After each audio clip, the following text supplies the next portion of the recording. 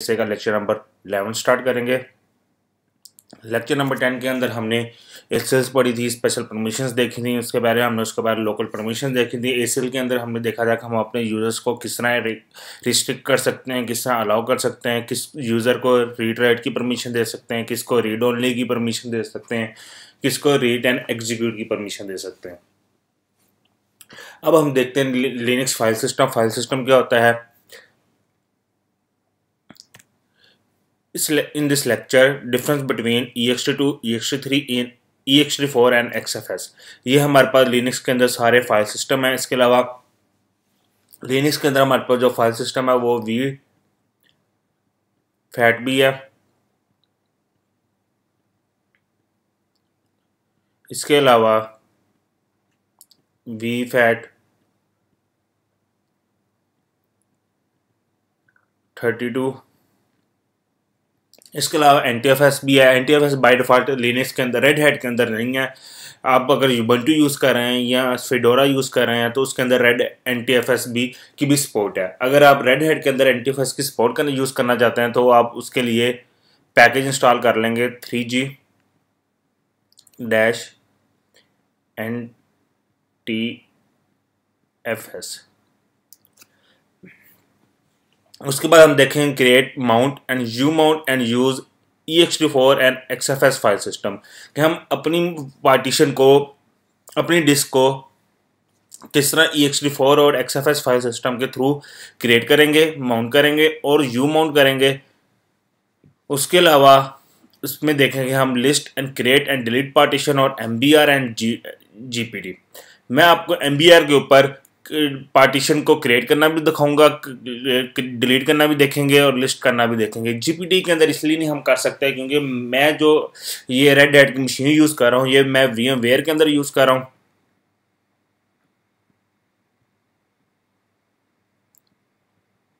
VMware के अंदर GPD की सपोर्ट नहीं है। असल में GPD की सपोर्ट हमारे पास हार्डवेयर डिपेंडेंट होती है। अगर बायोस के अंदर GPD की सपोर्ट है यानी UEFI की सपोर्ट है तो हम GPD पार्टीशंस भी बना सकते हैं। तो मेरे पास VMware के अंदर UEFI की सपोर्ट नहीं है तो इसलिए हम GPD के ऊपर काम नहीं कर पाएंगे। और एग्ज़ाम के अंदर भी आपको जो पार्टीशंस आती हैं वो सारी पार्टीशन आती है MBR के ऊपर, क्योंकि उसकी वजह ये है कि एग्ज़ाम के अंदर जो हमारे पास मशीन मिलती है वो हमें मिलती है KVM के अंदर।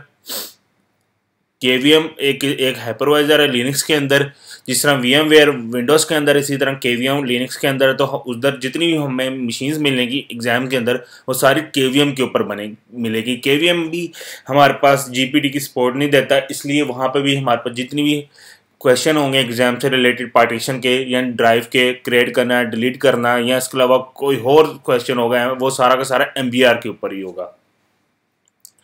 तो अब हम देखते हैं कि हम अपना लेक्चर स्टार्ट करते हैं। सबसे पहले हमारे पास आता है फाइल सिस्टम। फाइल सिस्टम क्या होता है? File system is a way in which files are named, stored, retrieved as well as update on storage disk और partition। कि हम फाइल सिस्टम क्या होता है? फाइल सिस्टम के ऊपर हम अपने फाइल्स को नाम दे सकते हैं, उसको स्टोर कर सकते हैं, उधर से हम डाटा को रिट्रीव कर सकते हैं, अपनी स्टोरेज डिस्क का साइज अपडेट कर सकते हैं और उसकी डिफरेंट पार्टीशंस बना सकते हैं। अब लिनक्स के अंदर जो हमारे पास जो फाइल सिस्टम है वो कौन कौन से? ext2, ext3, ext4 and XFS। इसके अलावा हो डिफरेंट पार्टीशन हो डिफरेंट हमारे पास फाइल सिस्टम भी। अगर हम क्लस्टरिंग यूज़ कर रहे हैं उसके लिए अलग फाइल सिस्टम यूज़ होगा। अगर हम कुछ और पार्टीशन बना रहे हैं, अगर फैट की पार्टीशन बना रहे हैं उसके लिए फैट यूज़ होगा। अगर हम NTFS के लिए कोई पार्टीशन बना रहे हैं तो उसके लिए फाइल सिस्टम NTFS यूज़ होगा। सबसे पहले अब ext2 हमारे पास क्या चीज़ है? ext2 stand for second extended file system. It was introduced in 1993. This was developed to overcome the limitation of original ext file system. ext2 से पहले हमारे पास ext फाइल सिस्टम होता था, उसमें बहुत सारी लिमिटेशंस थी। उसको ओवरकम करने के लिए, उसमें लिमिटेशंस को ख़त्म करने के लिए ext2 क्रिएट किया गया। ext2 does not have journaling features. Journaling features का मतलब ये है कि हमारे पास जो मशीन है, जो हमारा पास ऑपरेटिंग सिस्टम है वो किस वजह से क्रैश हो गया, उसमें क्या क्या फीचर्स आए, उसमें क्या क्या हमारे पास इंटरप्शंस यूज़ होंगे, वो सारे के सारे जो इंटरप्शन अलर्ट्स हैं, जो क्रैश होगी हमारी मशीन, या इसके अलावा मशीन अचानक रीबूट होगी, तो उसकी वजह क्या है, वो सारे के सारे जो लॉग्स होते हैं वो सारे हमारे पास जर्नलिंग फीचर्स के अंदर आते हैं। उसके बाद हमारे पास है maximum individual file can be from 16 GB to 2 TB। यानी हमारे पास जो सिंगल फाइल होती थी, मैक्सिमम जो सिंगल फाइल का जो साइज होता था, मिनिमम और मैक्सिमम, वो मिनिमम जो था, मिनिमम जो है वो 16 GB और मैक्सिमम 2 TB है।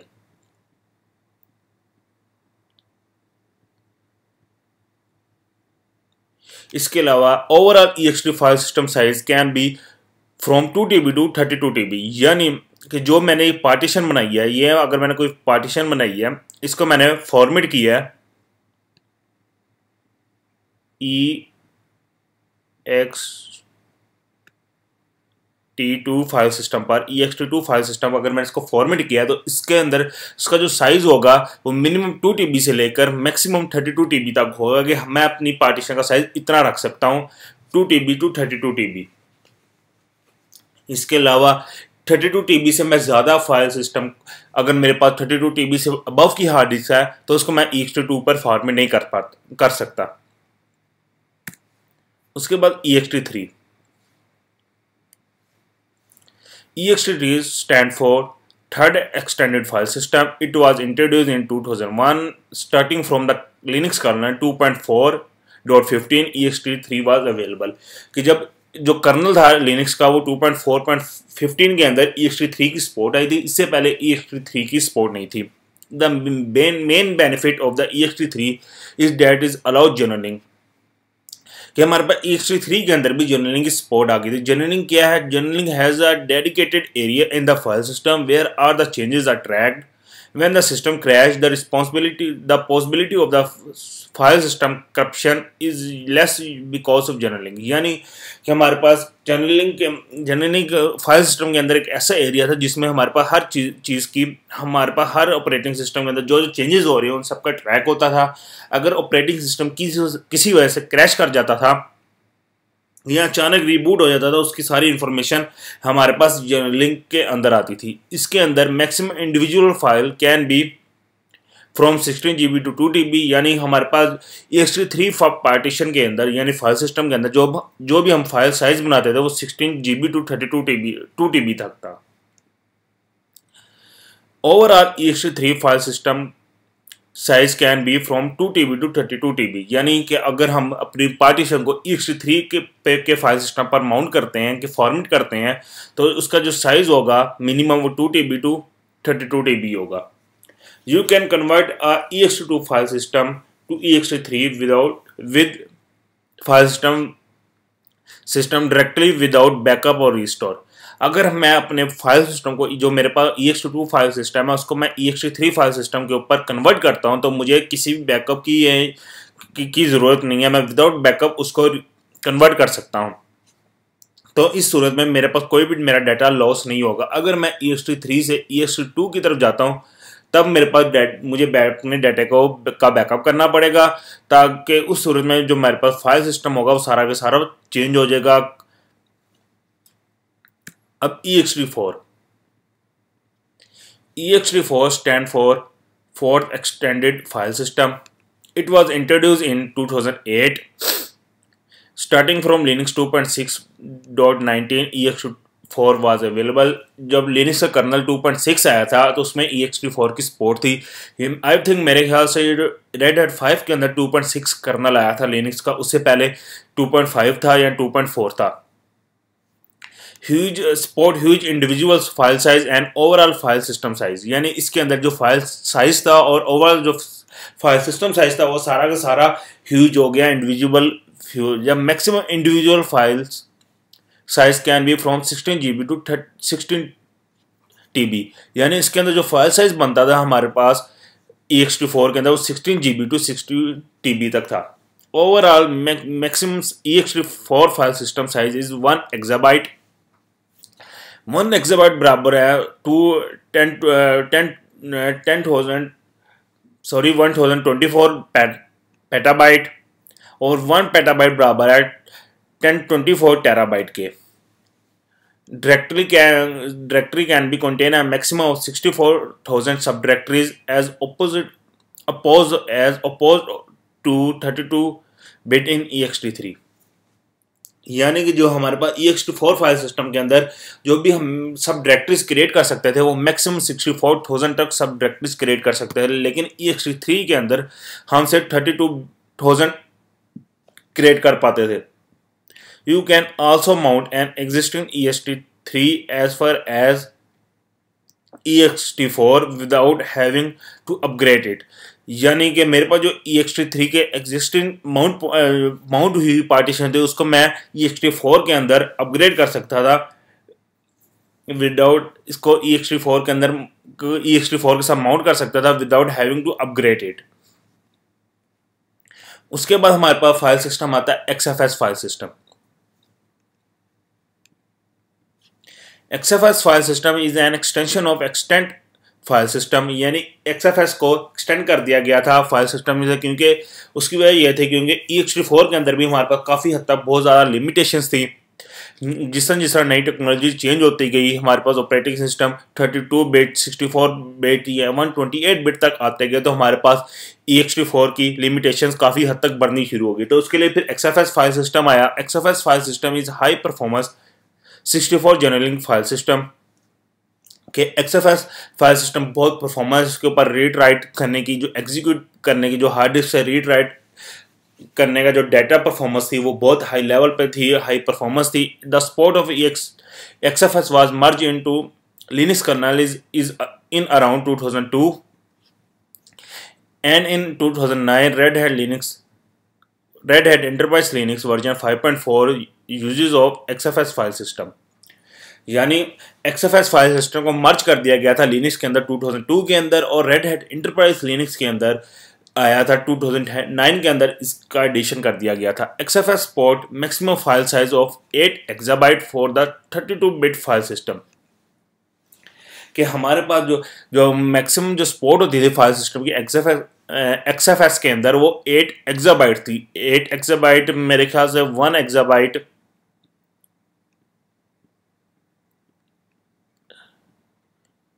10 to raise power 24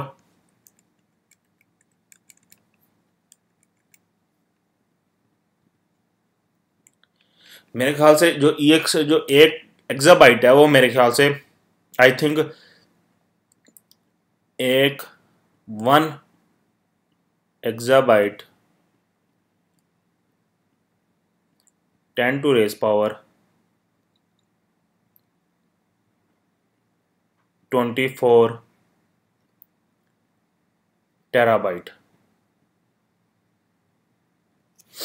मेरे ख्याल से जो आई थिंक जो हमारे पास जो है 1 एक्साबाइट जो है वो 10 to raise power 24 टेराबाइट है। आप इसको कंफर्म कर सकते हैं गूगल पे देख कर, मुझे अब एग्जैक्ट याद नहीं है।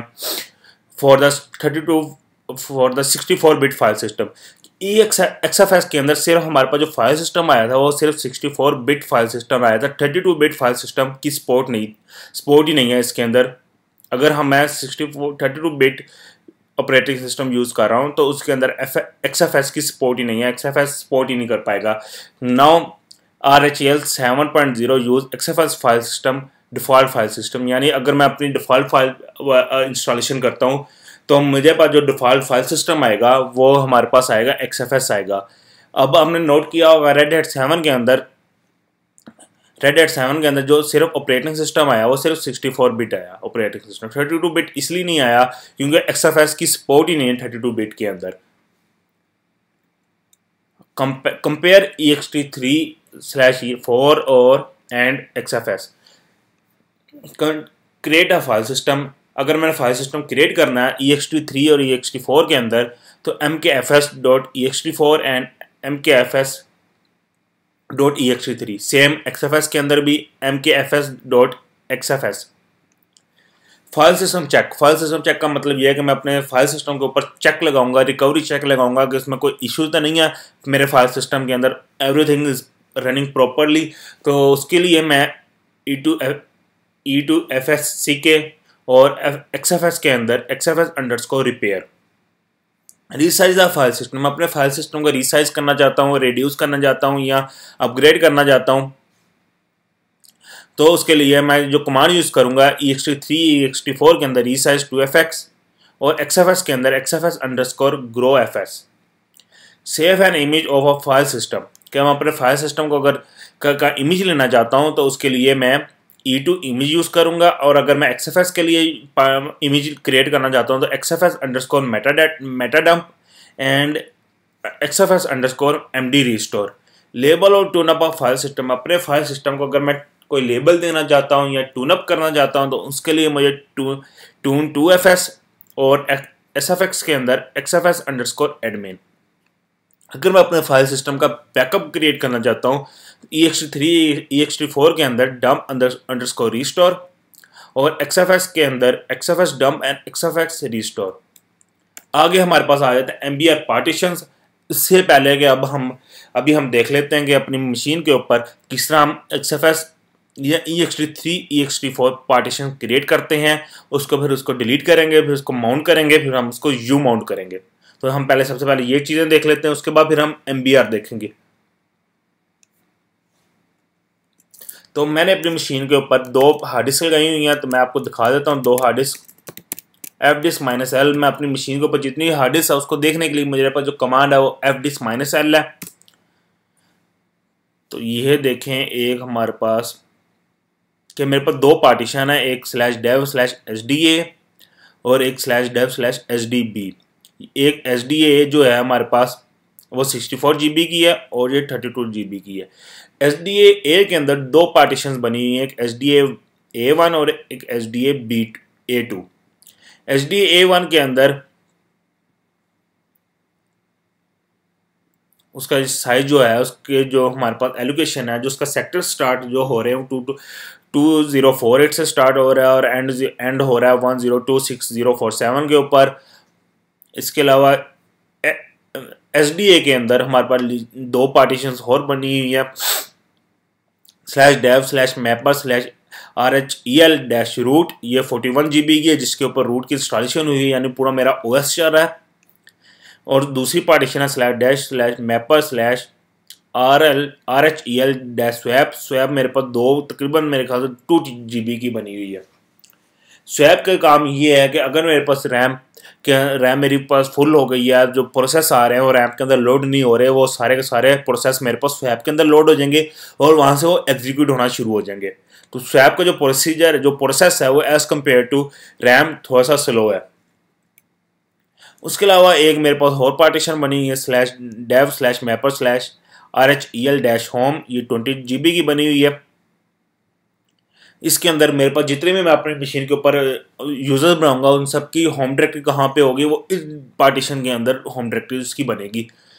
ये आप कंपलसरी नहीं है, ये लाजमी नहीं है आप ये पार्टीशन भी बनाओ। आप सिर्फ अगर आप इंस्टॉलेशन करना चाहते हो, आप ये 2 पार्टीशन आप सिंपल ये पार्टीशन भी बना लेंगे, आपका OS कंप्लीट हो जाएगा। एक ये पार्टीशन और एक ये पार्टीशन, सॉरी कहाँ गया, एक ये पार्टीशन /dev/sda1। इसके अंदर सारा का सारा हमारे पास लिनक्स का बूट लोडर होता है, ग्रब होता है, उसके लिए ये पार्टीशन है। एक ये पार्टीशन और एक ये 2 पार्टीशन। ये आपको 2 लाजमी बनानी है, इसके बिना आप OS इंस्टॉल नहीं कर सकते। अगर आप ये 2 स्वैप की भी नहीं बनाते यूज़ और होम की भी नहीं बनाते तो कोई इशू नहीं है। तो मैं इस तरह में अगर मैं हार्ड डिस्क सेलेक्ट करना चाहता हूँ कि मेरी जो पार्टीशन है वो कहाँ किस माउंट पॉइंट के ऊपर माउंट हुई हुई है। असल में माउंट पॉइंट क्या होता है, माउंट पॉइंट ये होता है कि हमारे पास ड्राइव लेटर्स होते हैं। जिस तरह हमारे पास विंडोज़ के अंदर हम अपने ड्राइव लेटर्स को अपनी पार्टीशन को C-D-E-F-G नाम देते हैं। इस नाम के अलावा जब तक आप ये नाम एलोकेट नहीं करेंगे तो आप उस पार्टीशन को यूज़ नहीं कर सकते। इसी तरह लिनक्स के अंदर हर पार्टीशन को आपको माउंट करना लाजमी, जब तक आप माउंट नहीं करेंगे तो उस पार्टीशन को आप यूज़ नहीं करेंगे या यूज़ नहीं कर सकते। /dev/mapper/rhel-root 39 GB की है। ये किसके ऊपर माउंट हुई है, स्लैश के ऊपर, यानी इसका मतलब ये है कि यहाँ पे पूरा का पूरा ऑपरेटिंग सिस्टम मेरे पास इंस्टॉल्ड है। /dev/mapper/ RHEL डैश होम, ये इसमें मेरे पास सारी की सारी कहाँ पे स्लैश होम के ऊपर माउंट है। स्लैश होम आपको बता चुका हूँ तो स्लैश होम के अंदर सारी नॉर्मल यूज़र की होम डायरेक्टरीज होती हैं। SDA1 slash dev slash SDA1 कहाँ पे माउंट है, स्लैश बूट के ऊपर। इसके अंदर हमारे पास लिनक्स का बूट लोडर होता है जो हमारे पास ग्रब है, रेड हैट का बूट लोडर ग्रब है। अब हम पार्टीशन अपनी क्रिएट करते हैं। सबसे पहले हम अपनी पार्टीशन ext4 पर क्रिएट करते हैं। तो इसको क्रिएट करने के लिए जो पहला मेथड है वो ये है, जो स्टेप है उसके पास स्टेप मैं आपको बता देता हूँ। स्टेप के लिए पहला स्टेप जो है वो क्रिएट है। दूसरे स्टेप के अंदर हम अपनी पार्टीशन को पार्ट प्रोब करेंगे। तीसरे स्टेप के अंदर हम इसको फॉर्मेट करेंगे। फॉर्मेट किसी भी फाइल सिस्टम के ऊपर करेंगे, जो सा भी आप फाइल सिस्टम यूज़ करना चाहते हैं, और उसके बाद इसको हम माउंट करेंगे। अब शुरू करते हैं। तो हमारे पास fdisk slash dev slash SDB ये हमारे पास फ्री थी, अभी मैंने आपको दिखाई थी 32 GB की बनी हुई थी, ये हमारे पास फ्री थी। हम इसके अंदर अपनी सारी पार्टीशंस को क्रिएट करते हैं। तो मैं यहाँ पे अगर हम M करके आपको हेल्प दिखाता हूँ तो हमारे पास यहाँ पे हेल्प आ रही है D से डिलीट पार्टीशन, L से list none of partition type, यानी पार्टीशन की टाइप्स कौन कौन सी है, आपको कौन सी यूज़ करनी है पार्टीशन टाइप, वो आप यहाँ से देख सकते हैं। इसके बाद N के लिए ऐड न्यू पार्टीशन, P के लिए प्रिंट अ पार्टीशन टेबल के, अगर मेरे पास पार्टीशन टेबल मैं कोई देखना चाहता हूँ उसके लिए प्रिंट, और W के लिए write table and to disk and quit, और सिंपल Q के लिए क्विट विदाउट सेविंग चेंजेस। तो सबसे पहले मैं इधर P प्रेस करता हूँ तो मेरे पास इस टाइम कोई भी पार्टीशन टेबल प्रिंट नहीं हुआ। तो मैं पार्टीशन टेबल को पहले क्रिएट करते हैं। पार्टीशन टेबल को क्रिएट करने के लिए न्यू पूछ रहा है प्राइमरी पार्टीशन क्रिएट करनी है या एक्सटेंडेड पार्टीशन क्रिएट करनी है। प्राइमरी हमारे पास MBR के अंदर जो प्राइमरी पार्टीशन होती है वो हमारे पास मैक्सिमम 4 ही हम क्रिएट कर सकते हैं, 4 से ज़्यादा हम क्रिएट नहीं कर सकते। अगर 4 से ज़्यादा क्रिएट करनी है तो हम फिर उसको एक्सटेंडेड पार्टीशन यूज़ करते हैं। एक्सटेंडेड के अंदर हम अपनी फिर लॉजिकल पार्टीशन को क्रिएट करते हैं। बाय डिफ़ॉल्ट अगर मैंने एंटर किया था उसने बाय डिफ़ॉल्ट प्राइमरी उठा लिया, तो इधर ही दोबारा एंटर करता हूँ क्योंकि हमने अपनी पहली पार्टीशन बनानी थी, उसके लिए डिफ़ॉल्ट 1 नहीं करता हूँ। तो फर्स्ट सेक्टर कहता है कहाँ से स्टार्ट होगा, क्योंकि मेरी हार्ड डिस्क का फर्स्ट सेक्टर यही बनता है पार्टी, तो उसको मैं कहता हूँ ओके। अब यहाँ पे पूछा कि लास्ट सेक्टर क्या होना चाहिए। अगर मैं यहाँ पे एंटर करता हूँ तो पूरी की पूरी 32 GB मेरी जो पार्टीशन बन जाएगी। मैं 32 GB नहीं बनाना चाहता, तो मैं इसको बताना चाहता हूँ। अगर मैं इसको कम साइज़ की बताना चाहता हूँ तो उसका तरीकाकार ये है कि सबसे पहले प्लस, फिर उसके बाद उसका साइज़, फिर KB, MB या GB। तो यहाँ मैं बनाता हूँ +5G। पार्टीशन क्रिएट करता हूँ, प्रिंट करके देखता हूँ तो मेरे पास पार्टीशन टेबल के अंदर एक ड्राइव पार्टीशन मेरी बन गई। अब इस पार्टीशन को राइट करता हूँ।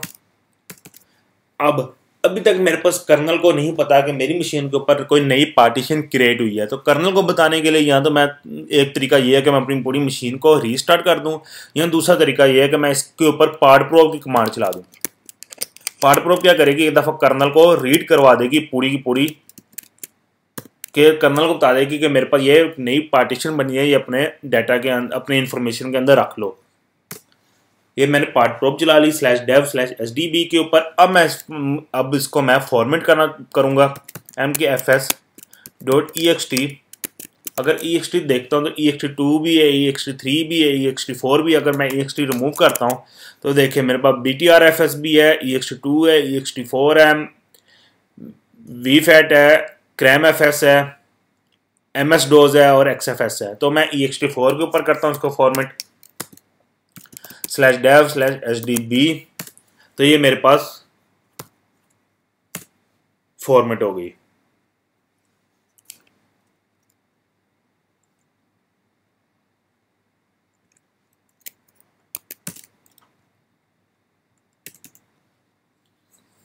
और ठीक है, ये मेरे पास पार्टीशन फॉर्मेट हो गई है। असल में मेरे पास थोड़ी सी गलती ये हो गई है कि मैंने अपनी पूरी पार्टीशन को, पूरी ड्राइव को फॉर्मेट कर दिया है। एज इट इज़ उसको मैंने फॉर्मेट नहीं करना था।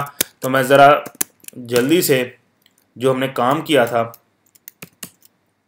उसको मैं दोबारा क्रिएट करते हैं, क्योंकि वो हमारे पास इशू आ गया था। तो मैं उसको सारा का सारा दोबारा क्रिएट करता हूँ। तो +5G P right part probe /dev/sdb। अब मैं इसको फॉर्मेट करता हूँ mkfs.ext4/dev/sdb1। तो ये मेरे पास फॉर्मेट होगी। अब फॉर्मेट करने के बाद मैं इसको क्या करूँगा, माउंट करूँगा। तो माउंट करने के लिए मैं एक फोल्डर क्रिएट करूँगा, ताकि मैं जिस फोल्डर के ऊपर इसको माउंट करना है तो उस फोल्डर का वो फोल्डर हम क्रिएट कर लेते हैं। mkdir/disk-ext4 उसका हम अपने नाम से आसानी से रख लेते हैं कि ये मैंने ext4 के ऊपर मैंने इसको फॉर्मेट किया था, इसलिए मैं इसका जो माउंट पॉइंट है वो भी मैं disk-ext4 रख लेता हूँ। अब इसको मैं माउंट कर लेता हूँ। माउंट करने का तरीका ये है, पहले माउंट, फिर डिवाइस का नेम, फिर बाद में माउंट पॉइंट यानी जिसके ऊपर हमने माउंट करना है। तो मैं आपको ये दिखा देता हूँ, ये मेरे पास सब माउंट हो गई /dev/sdb1, ये मेरे पास माउंट हो गई। इसका साइज़ क्या था, 4.8 GB था। जब फॉर्मेट हुई हमने एक्चुअली इसका साइज़ 5 GB रखा था। जब ये माउंट हुई तो उसका साइज़ जो हो गया 4.8 GB हो गया। तो अब हम जल्दी से XFS के अंदर पार्टीशन क्रिएट कर लेते हैं। तो XFS के लिए सेम वही मेथड है, fdisk-dev/sdb। इसे प्रिंट करता हूँ तो मेरे पास एक ऑलरेडी पार्टीशन बनी हुई है। तो मैं इसके अब हम न्यू पार्टीशन बना लेते हैं, प्राइमरी बना लेते हैं, स्कैन पार्टीशन का नंबर 2, डिफ़ॉल्ट साइज़ का सेम और यहाँ पे इसका साइज़ पा देता हूँ 5G कि हम इसको, बल्कि इसको हम बना लेते हैं 10G की बना लेते हैं। तो ये हमारे पास आ गई है दूसरी पार्टीशन। फिर अब मैं इसको राइट करता हूँ। जब मैं इसको राइट किया तो देखें पहले उसने वार्निंग नहीं दी थी, अब उसने वार्निंग दी है कि read writing the partition table failed with error device और busy use, the kernel still use the old table, the new table will be used at the next reboot and after your part prop command। तो मैं वही part prop command चलाता हूँ /dev/sdb। ठीक है, मेरे पास part prop command execute होगी। अब मैं इसको फॉर्मेट करता हूँ। फॉर्मेट करने के लिए mkfs.xfs/dev/sdb2।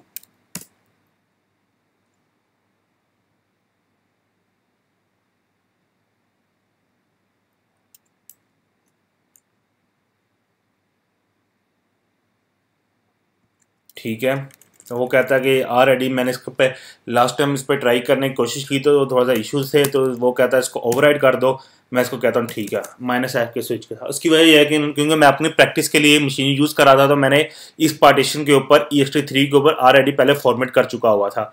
तो मैंने जब आप लोगों के लिए लेक्चर तैयार करने लगा तो मैं सारा अपना डाटा को रिवर्ट किया था सारी चीज़ों को, इसलिए वो बीच में थोड़ा सा इशू ये आ रहा है। तो इसलिए मैंने उसको जो वो खुद ही उसने बता दिया।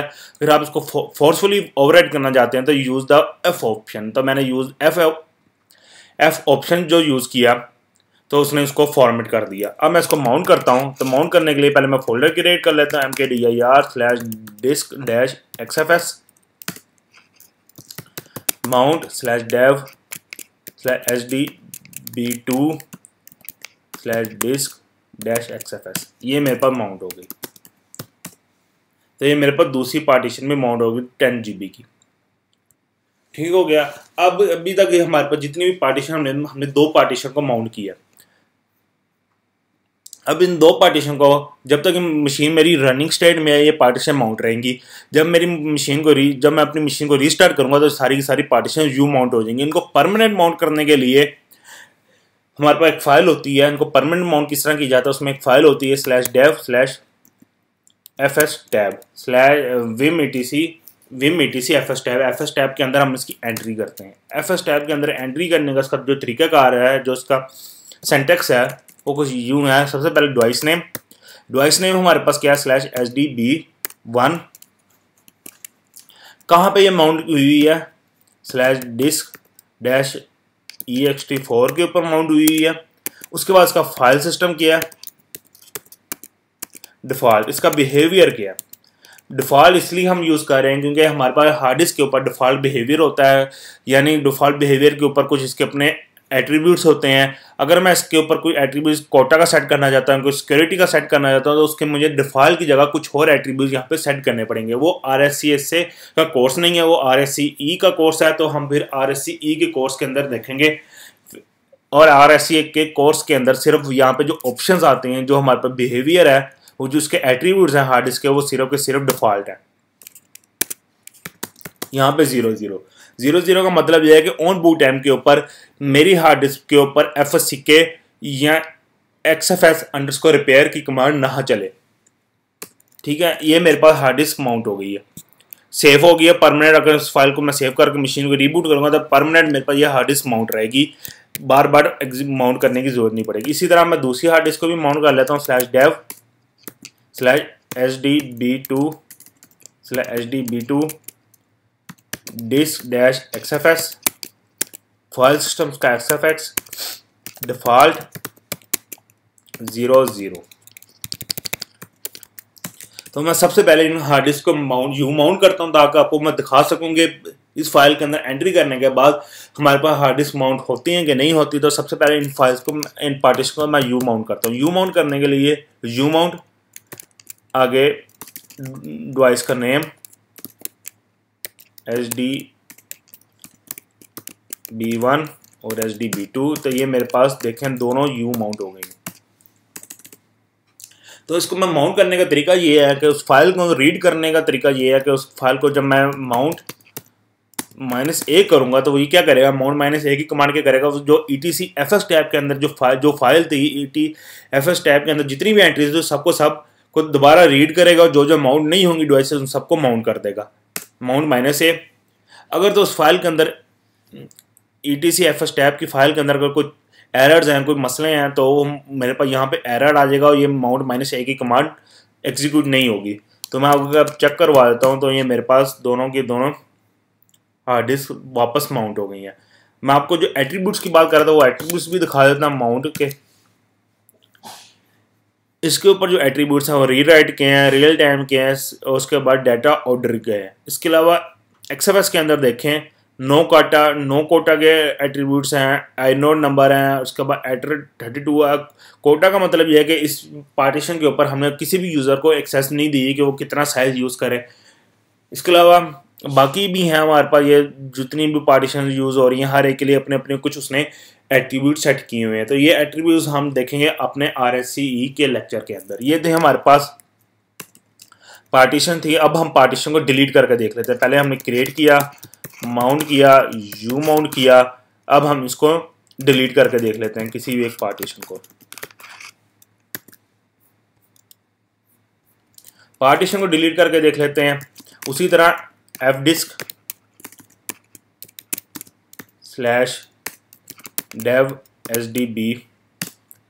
तो मैं सबसे पहले यहाँ पर प्रिंट करके देखता हूँ। तो प्रिंट करके देखता हूँ मेरे पास दो पार्टीशंस बनी हुई हैं, कि HDA1 और एक HDB1 एक HDB2। तो मैं पार्टीशन को डिलीट करने के लिए मैं सबसे पहले पार्टीशन को जल्दी से क्रिएट कर लेता हूँ ताकि मैं अपनी उस पार्टीशन को डिलीट कर सकूँ। ताकि मैं अगर इसको डिलीट करूँगा तो फिर मैं जो बाकी एंट्री भी जो ETCFS टैब के अंदर मैंने एंट्री की है, जो उसके अलावा जो मैंने माउंट पॉइंट क्रिएट किया था, वो मुझे सारा का सारा पहले यू माउंट करना पड़ेगा। ठीक है, तो मैं इसको पार्टीशन को भी प्राइमरी रख देता हूँ। ठीक है, पार्टीशन नंबर 3 सेक्टर भी इसका 3, इसका मैं इसका जो साइज रखता हूँ 4 GB रख लेता हूँ। इसको मैं राइट कर देता हूँ और ये क्यूट हो गया। इसके ऊपर पार्ट प्रोब चलाता हूँ /dev/hdb। इसके ऊपर इसको मैं जल्दी से फॉर्मेट कर देता हूँ mkfs.xfs/dev/hdb3। ये फॉर्मेट होगी, माउंट कर लेते हैं इसको MNT के ऊपर ही माउंट कर लेते हैं /dev/MNT। MNT असल में टेम्परेरी माउंट के लिए हमारे पास डिवाइस फोल्डर होता है। आप उस फोल्डर MNT के ऊपर भी आप इसको माउंट कर सकते हैं टेम्परेरी। तो मैं टेम्परेरी इसको माउंट करना, क्योंकि हमने इसको डिलीट करना है तो इसलिए इसको टेम्परेरी माउंट करने के लिए मैं इसको MNT के ऊपर ही माउंट कर देता हूँ। ये मेरे पास माउंट होगी। अब इस पार्टीशन को डिलीट करने का सबसे पहले तरीका ये है कि उसको मैं जो सबसे पहले उसको यू माउंट करना पड़ता है। जब तक आप उसको यू माउंट नहीं करेंगे तो आप अपनी पार्टीशन को डिलीट नहीं कर पाएंगे।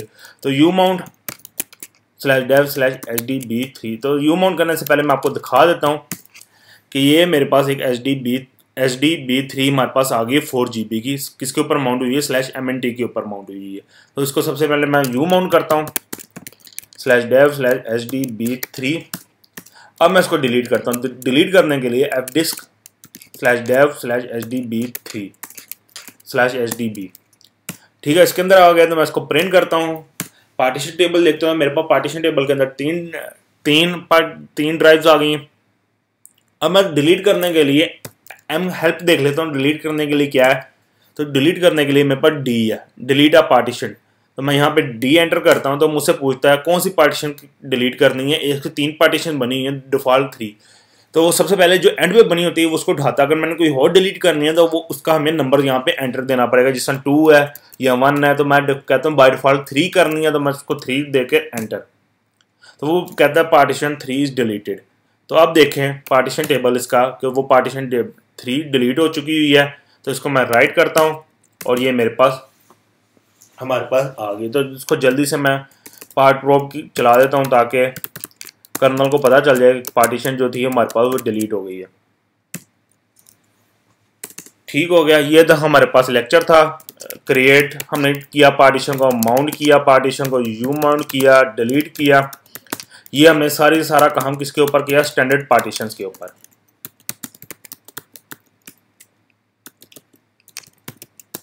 अगर स्टैंडर्ड पार्टीशन को अगर मैंने इंक्रीज करना है या रिड्यूस करना है तो वो मैं नहीं कर सकता, क्योंकि स्टैंडर्ड पार्टीशन के अंदर इंक्रीज और रिड्यूस की ऑप्शन ही नहीं है, सपोर्ट ही नहीं है।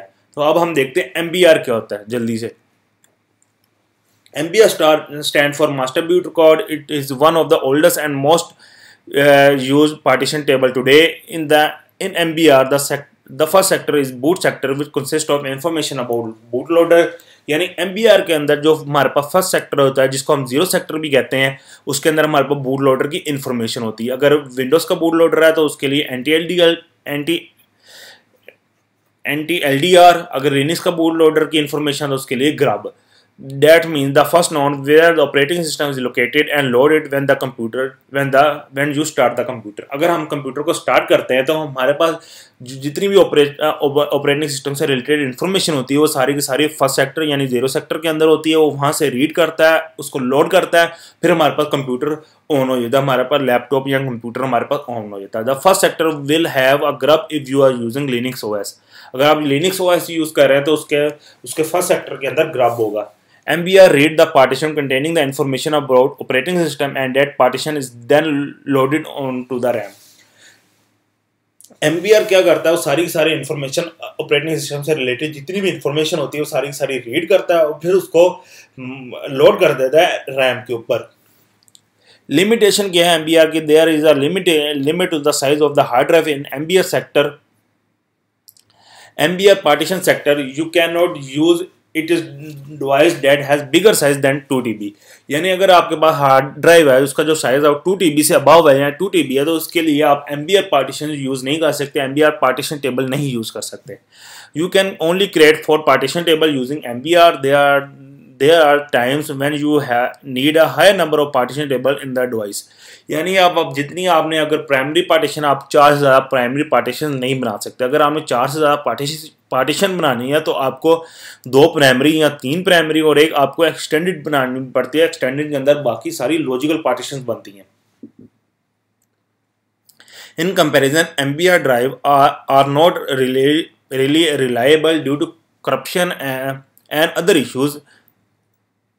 MBR may get overwritten, causing some other issues as well. It because MBR based drives are storing all data in a single location. अगर आप dual boot operating system use करें, एक Windows है और एक लिनक्स है, तो आप अगर विंडोज़ के ऊपर लिनक्स इंस्टॉल करते हैं तो बाद दफ़ा ऐसा होता है इंस्टॉलेशन के दौरान जो लिनक्स का बूट लोडर है वो विंडोज़ की बूट लोडर को करप्ट कर देता है, उसको ओवरराइड कर देता है, जिसकी वजह से विंडोज़ लोड नहीं होती, सिर्फ आपके पास लिनक्स ही रह जाता है operating system.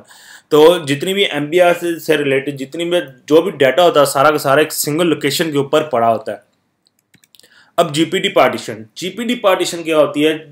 Guided partition table और GPD is a new type of partition table on your hard disk and is also a part of unified extended firmware interface.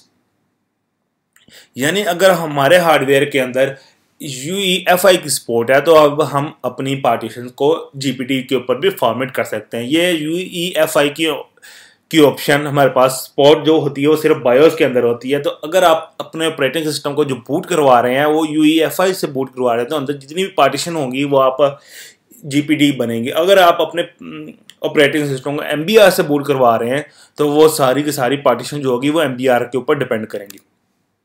Advantages of GPT: there is no particular limit to the size of hard drive you can set up with GPT partition structure।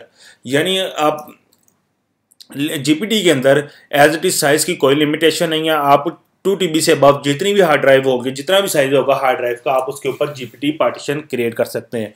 GPT support up to 128 primary partitions. आप GPT के अंदर 128 primary partition को create कर सकते हैं, जबकि MBR के अंदर सिर्फ 4 पार्टीशन क्रिएट होती थी। When compared to MBR, GPT has better reliability and protection. There are few reasons for this. First of all, boot data and partition data are stored in multiple places in MBR partition structure. MBR के अंदर जो हमारे पास data जितना भी store होता है वो सारा का सारा एक सिंगल लोकेशन के ऊपर स्टोर होता था। GPT के अंदर हमारे पास जितना भी डाटा स्टोर होता है वो मल्टीपल प्लेसेस के अंदर स्टोर होता है, जिसकी वजह से हमारे पास GPT जो है वो ज़्यादा रिलायबल है और ज़्यादा प्रोटेक्शन है उसके अंदर। GPT based drive will perform cyclic redundancy check for the booting and partition data store. जब भी हमारे पास मशीन बूट होती है GPT के अंदर तो हमारे पास जो उसके ऊपर जो चलता है वो परफॉर्म होता है cyclic CRC cyclic redundancy check हमारे पास उसके ऊपर इम्प्लीमेंट होता है, उसके ऊपर चलता है। If the main data is being corrupted, the drive will try to do recovery by copy data from other location। अगर हमारे पास GPT के अंदर कोई भी डाटा करप्ट हो जाता है तो बाकी लोकेशन पे पड़ा हुआ डाटा से उसको खुद ऑटो रिकवरी करने की कोशिश करता है। On the other hand in MBR you have to do that manually. यानी अगर हम MBR यूज़ करें तो उसके अंदर हमें मैनुअली करना पड़ता है किसी थर्ड पार्टी सॉफ्टवेयर को यूज़ करते हुए। Thank you. नेक्स्ट लेक्चर के अंदर हम LVM पढ़ेंगे। LVM देखते हैं कि LVM क्या होता है। LVM के अंदर हम अपनी पार्टीशंस का साइज रिड्यूस भी कर सकते हैं, उसको इंक्रीज भी कर सकते हैं। तब तक के लिए आप अपना ख्याल रखिएगा। Thank you. अल्लाह हाफिज़।